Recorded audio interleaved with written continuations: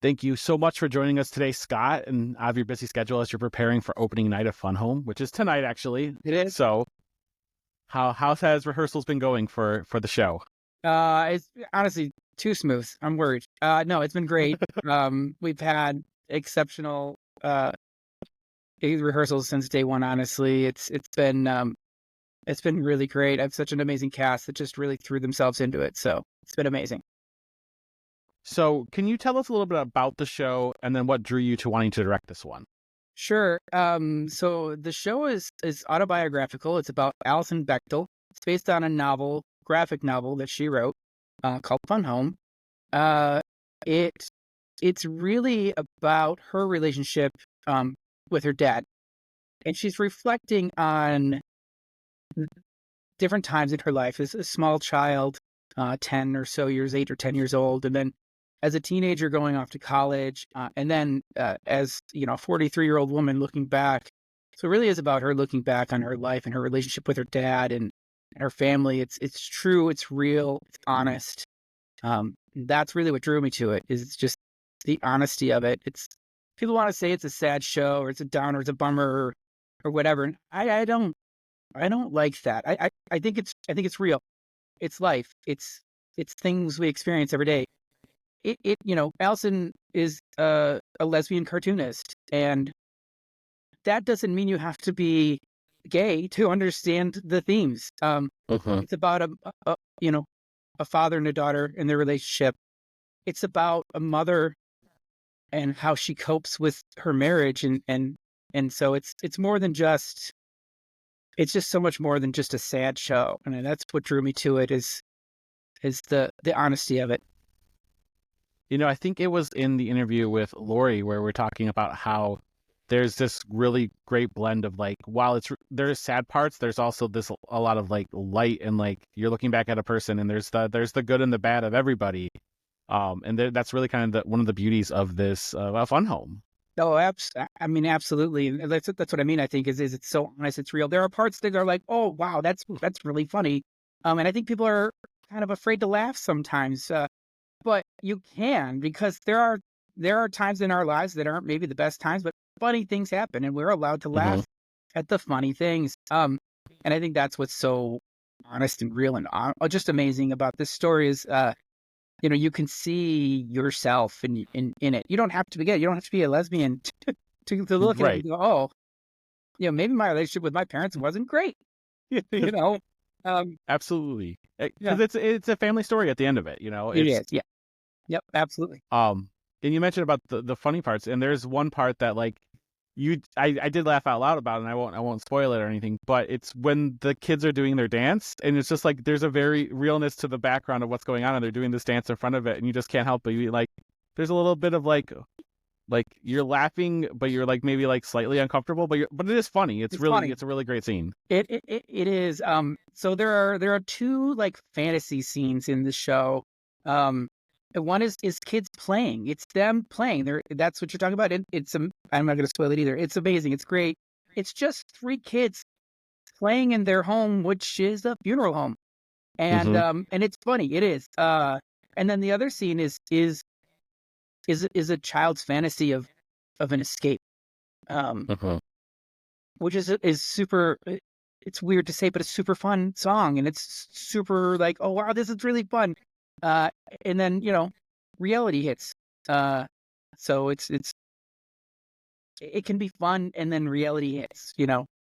Absolutely. Which again, that's life. Is that there's always those moments of, and you see this again with talking with Alan yesterday about his character Bruce. But like at the very beginning, you see him be very kind to his kids, and then there's like the reality of like what happens as they're growing up, and you're an adult, and adult things are happening, and you start to realize more about your parents, and like you do a really good job of blending that as well.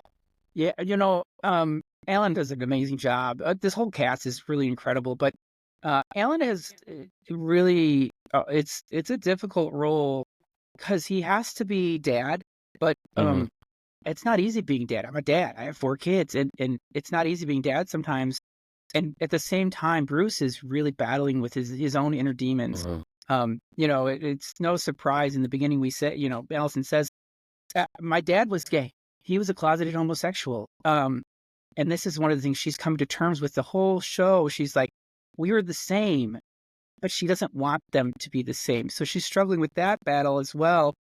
And I think it's super important. Lori, you mentioned just amazing as our Allison. She really, has taken this character and made it a realization. It's not, Allison is not just a narrator. She's not just narrating her story. She's living it at the same time. Which is amazing. You can watch this show twice. Watch it once and watch everybody doing their amazing stuff, and then just watch Lori. She's incredible. Absolutely. She's incredible. She has so much character every time. It's incredible. I was when I was talking with her, I said there's a few scenes where you're supposed to be looking at what's happening on stage, and I kept watching her because her face is doing all of this work over in her little corner, and you almost forget that she's there sometimes. But she's like going through the gambit of emotions from start to finish, and does it with. And as her and I were talking about it, like there's not a lot of lines, a lot of dialogue, but she's just giving you everything, and it's fantastic. Yeah, she's taking you through this whole journey. Through the entire show. She leaves the stage for like 30 seconds. She's on stage the entire time, and it's hard not to be drawn to her and watch what she's doing. So like I said, I mean, come to the show twice. Really, just once, so you can just watch her the entire time. Absolutely. I agree with that 100%. So there are a lot of heavy themes in here. Obviously, you had mentioned about there's family. You're talking about sexuality. You're talking about mental illness, So, as a director, how do you approach like kind of talking about these subjects? Because there's a lot of heaviness happening on stage. Is there something specific that how you approach it?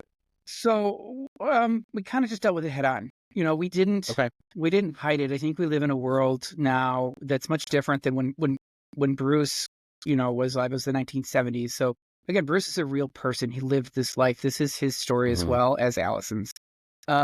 And so Bruce, as a closeted homosexual in the 1970s, had to hide that. So I think we try to be just upfront with it. Again, when you talk about mental health, it's right in the opening. Allison says that he killed himself.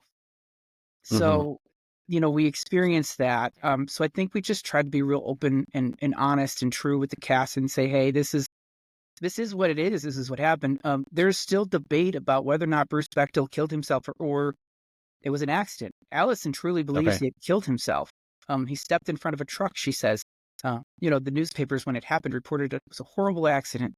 But it's not 1980 anymore, and it's 2024. And so you deal with these issues, we have to deal with them head on. We can't fight them anymore. So again, that's kind of how we went through the process of, we talked about it, and we this is what happened. This is a real thing. This is real life. So we just kind of dealt with it head on. I mean, absolutely. And I think it's, I had asked your wife, who is also involved in the production, and I said, how do you handle some of these topics with, because your kids are in the show. And I said, how do you handle some of these topics with your kids? And she said, you're just open and honest, just kind of like the show. You state them how it is. If they have questions, you answer. And I think that like the show does it very well of like, this is kind of Allison's truth, and it's just there and it's real. We as parents, we try not to hide realities of life. Sometimes we live in Oxford, Michigan. 4 years ago, there was a school shooter, and they experienced that. So to hide these types of things from them just seems like nonsense now. So Absolutely. we deal with it head on, and we say, hey, this is reality. And we also do it so that, I have 2 teenage boys. If they are feeling like they have suicidal thoughts or harming themselves, then I want them to be able to come to me and say, hey, this is what I'm feeling, and this is what I need. So I think we, as my wife Emily and I, as parents, have always been open and honest and true with our kids. Different parents are going to parent different ways, and I don't think anybody's wrong. But that's how we have dealt with, and I think that's why I came into the production the same way. Absolutely. So how has Fun Home challenged you as a director? Oh man, this is probably one of the most challenging shows I've ever done. I mean, last year I co-directed Christmas Story, the musical. Like, that's fun. It was like just a super fun show. This one, I think, it again being real people, you don't want to do them an injustice. That said, I didn't know these people, so we can only go off of what's in the script. But as a director, I very much trust my actors to bring a character with them and come to me and say, I want to try things. I like to let my actors act. They are creators, they are artists. So I let them do the work for me. And then, the vision that's in my head, I help them, to realize what that is. But Alan came to me and we had lots of discussions about who Bruce is and who we think he is. And there are times he would play it one way and I'd say, hey, try something else. Try it, think about it this way. Or we talked a lot about, what do you think Bruce thinks here? What do you think Bruce thinks of Brooke? Or Brooke plays our medium Allison, the teenager. So, we had a lot of those conversations. Alexa, who plays Helen, we had a lot of conversations about who Helen is, and she plays Helen differently than I think we've seen it done most. And I think she brings a real authenticity to the character that it's just different. It's fresh. I love it. And we talked a lot about, like, is this okay? Are we okay, like, making Helen? Like, we don't know. We can only read what we think, and you can only bring your own experiences to it. That's all we can do. So, Alexa brings a lot of her own experiences as a mother to it, and those feelings. So it's really incredible. I was going to say, when on Monday at the rehearsal, you had mentioned about how you have this, like, your directing approach of kind of like allowing them, like, you said that they're actors, they have this, like, this art and this craft, they know what they're doing. I let them do it. And I thought that you could see that translated on stage really well, because they didn't feel like people playing characters. It felt like people on stage. If like you were seeing a family. Yeah. Oh, thank you. I'm really proud of it. It's one of the, when I direct, so I'm also an actor and I like being on stage, but when I direct, I feel like, I want to let the artists be artists and the actors are the artists. That doesn't mean they don't try things and I go, I don't like that when we're not doing that. Sure. It's still, there's things, but allowing them to try those things and just really play. Because really, when it all comes down to it, we're just a bunch of adults playing pretend.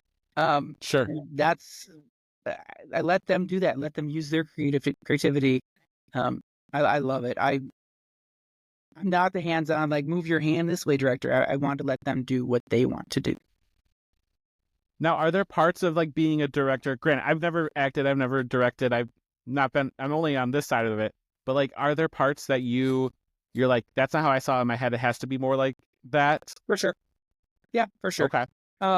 There was a line that Alan delivers, and he delivered it the same way a lot. And, like, it's not right. You don't sound like a dad. You sound like you sound like Alan, who's a little disappointed. And you need to find your dad voice. And so I really actually worked with him a lot to be like, this is just not working. We need to keep trying. And we got it. I'm like, that's it. We got it.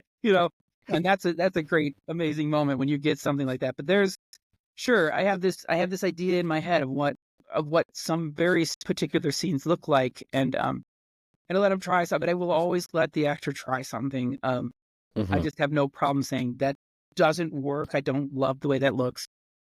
Let's try something else. Let's make another choice. Let's do something different. Because honestly, from an hour's perspective, like, while they may have an idea, it doesn't always, like, to an audience, it might not translate the right way. Yeah, we're still having these conversations now. I got a text message from Alan earlier today. He's like, "Hey, do you think this one part of this scene works right?" And I'm like, "Yeah, it does." Like, I've been watching it a lot for the last, 3 months. So, yeah, and it does. It's just, we always have these second guessings of ourselves, and I think sometimes we just need somebody to tell us. So it's good. It's really good, and we don't need to change anything. So, but I think it's always a process. Right. And we're always our own worst critics. We're always going to think we're better. And having someone like you being like, it looks great. Like, let's let it breathe a little bit. It's not to say I haven't been second guessing myself. It happens, but at the same time, luckily I have my wife at my side going, stop it. It's amazing. Stop it. So, well, I'm going to be honest with you. It is a fantastic show. And I hope that my reactions on Monday attested to that. So it was nice to have somebody who hadn't seen the show and give some, hear some different audible gasps. Yes, it was great. I tried to be quiet, but there was just like there are some parts of this that you just, even though you know, like again, you said Allison tells you very upfront what the show is about as her character, but there's still this moments you're just like, oh, that's a shock. It's shocking to see that on stage, and that's fantastic to see it. That's a testament to the actors because when we started this, there were two things I told the actors. One was I told Lori, you are not the narrator. You are a character in this show. Make sure. And she embodied that and she took it and she just ran with it and she's amazing. And what I told all the other actors were, she tells the audience up front, I was gay, my dad was gay, and he killed himself. You don't know that, small Allison, or Helen with small Allison, or Bruce as you go through this. You don't know, Bruce, you don't know you're going to kill yourself. You have to play this role like you're living in this moment right now. And that's it. So, I think that's what they do. The most incredible thing they do is they live, when Bruce is meeting with someone for the funeral home, he's in that moment, in that time. It's almost like he doesn't know what's coming, which is really what I asked of them is you don't know what's coming. I have to say that it's like still like took my breath away when, like, again, we know where this is going, but the scene where Alan just kind of like you realize it, and like the way that the lighting and the staging is done and stuff like that, you're just like you almost again don't expect it, and then it's happening, and you're like, oh yeah, we knew this was coming, but like it takes your breath away. Absolutely. Yeah. That's testament to Alan and the rest of the cast, Lori and Cora, my daughter, who plays small Allison, is honestly, I know dad pride here. She is incredible. Again, I asked her to, you don't know that you're gonna grow up to be this lesbian cartoonist. You like to draw. You know that you like to dress like a boy. That's where you live, and she did. She really lives there. Ring of Keys is fantastic, and your daughter has singing and acting chops. Like, I don't know, like I know it runs in the family there, but like, wow, it was so impressive, that song. Yeah, thank you. That's why we took it to Channel 4 News. So, speaking of the music and or just the musical aspect of this, how do you think it enhances the story of the Bechdel family? The thing is, the show moves so quickly. The music is always kind of there and underlying, and if you really listen to the music, you'll hear it keeps coming back. There are hints and there are foreshadowing directly in the music about what's going to happen. In fact, there are even lyrics that are repeated once by Allison and then by Bruce, and or by Bruce and then by Allison. So I think what the music does is it really sets that tone, but then it also keeps you in this world where you see the tie and the connection between Allison and Bruce. Absolutely. And because there is kind of that foil and mirror throughout the show of just, am I becoming my father? Like that worry, that anxiety. Yep. With this show, it's only one act. Is there a challenge to only having like a one act show? Like, I feel like there's like extra pressure because you're telling a story in like a shorter amount of time. Yeah, for sure. Especially when it comes to like, should we? It's presented with no intermission. And Broadway's presented with no intermission. So you start to like, this is one of the things I second guess myself. Should I add an intermission? Are people going to be like, oh gosh, I have to sit for an hour and 50 minutes because that's what we're running, about an hour and 50 minutes. So like, is that too long to make people sit? And then you're like, well, no, movies are less than 2 hours or more. So but for me, it was like, okay, if I put an intermission in, where do I put it? If I put it after changing my major, the rest of the show is pretty sad. So we're going to have people sit there for 50 minutes and just be sad. That also, I think, just messes with the flow. That there's I don't know if you notice, like, transitions are nearly non-existent. The transitions just flow from one scene to the next.